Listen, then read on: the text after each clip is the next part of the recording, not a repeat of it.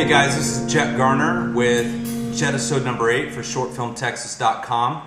As always, we'd be remiss if we didn't thank you for your visits, your comments, your emails, and your spreading the good word of shortfilmtexas.com. Two things we're going to talk about today. I'm going to review Michael Mann's Public Enemy, the story of John Dillinger starring Johnny Depp and Christian Bale, which is a story that's particular to my heart as I am from Indiana. And then I also want to talk about a lot of the states here in the United States are offering tax incentives to Hollywood productions, and this is a topic we've discussed briefly, but the role that if a government is going to grant a tax incentive, should they have any kind of artistic input as to how the script should read or the film should be shot. But first, let's say hello to our sponsors. This particular Jettisode is sponsored by Jet Garner Martial Arts. That's right, it's my dojo right here in Austin, Texas, in the lovely subsidiary of Westlake, a very nice, plush area of town here in Austin. And also Sprint. As you can see, my Sprint phone is going off, and like a fool, I forgot to turn it off. But that's okay, the damage is done and I'm on a roll. Okay, so first things first.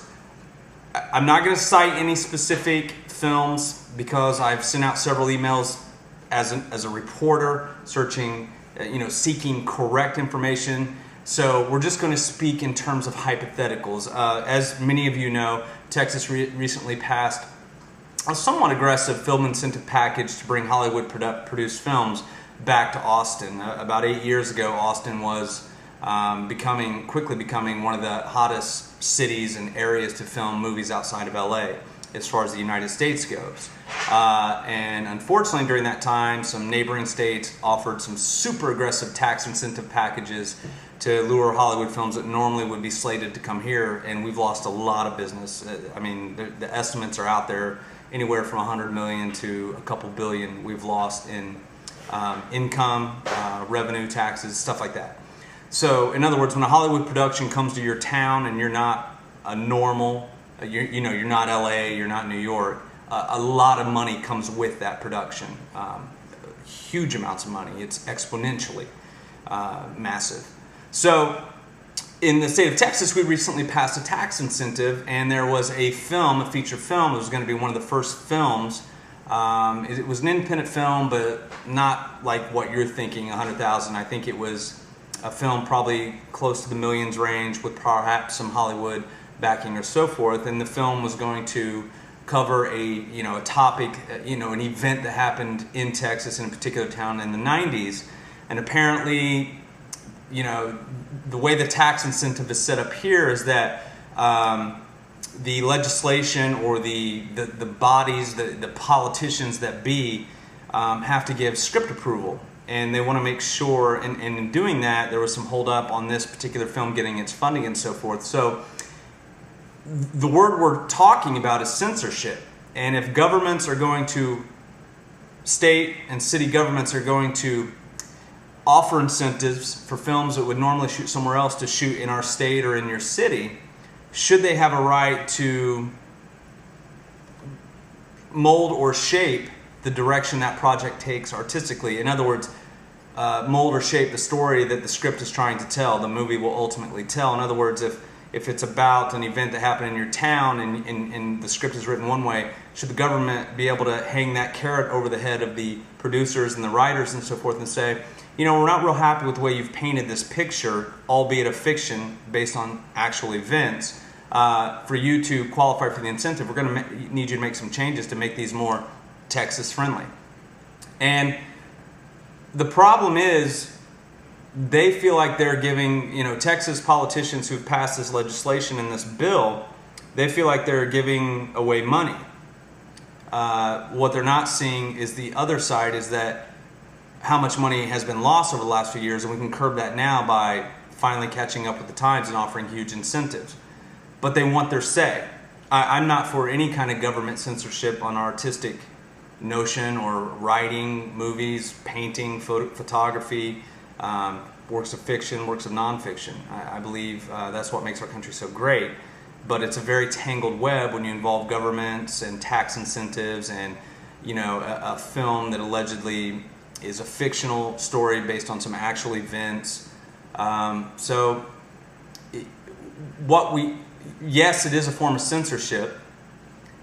One. Two, you're going to have that, at least in Texas. Texas are very proud people, and they want things to be painted in a fair brush. That being said, I'm all against censorship. So my belief is the tax incentive was passed to jumpstart the film world back here in Texas and in Austin. And so it's an economic move, basically. A huge economic move. However, if we're going to start, if our elected politicians are going to start censoring films and scripts before they're made in order to receive the incentive, to me that's a form of censorship. It is censorship, but it also reminds me of, I watch a lot of the History Channel, and there were a lot of movies made in Germany in the 1930s and 1940s. And those movies were funded by the Nazi Party and the state government. And I've seen clips of them, and can only speak on what I've seen on the History Channel and read in books and online. But all of these movies that were funded by the government during this period in Germany were, pro-Nazi films, basically pro-white Aryan films. And to me, this is a form of that. Any type of censorship to receive tax incentives is incorrect, and it could be leading us down a very slippery slope, and I don't want to go down that slope as an individual, and I certainly don't want an artistic community to go down that slope either. So I'll stick with that. Now quickly, I've taken up a little more time than I wanted. John Dillinger is a native of the state of Indiana, which I grew up in. I've been aware of him since I was a little kid. My grandparents and parents, many times as a child, would take me to the John Dillinger Museum and the home that John Dillinger grew up in. So I've always known him, and I've always been wholly unsatisfied with the John Dillinger movies that have been made up until this point. Now, Michael Mann, if you ask me, is a hot director. He gets he's been hot for many years, but his films get better and better. Johnny Depp's performance in Public Enemies, which was released this past Friday, is absolutely awesome. Christian Bale is awesome. When you bring those guys with that kind of talent and dedication to their craft and a story that is as dynamic as that period in American history with the Great American, with the with the crime and the depression and so forth, and you add Michael Mann to it, shooting it a high def, and you have a perfect recipe for an awesome movie. So if you guys haven't seen it yet, go out there and see it. It is a wonderful film, very entertaining, and it's definitely the type of film that I'm going to see 2 or 3 times because there's so much information and it's hard to pick up on it all. All right, guys, thanks for tuning in. Peace.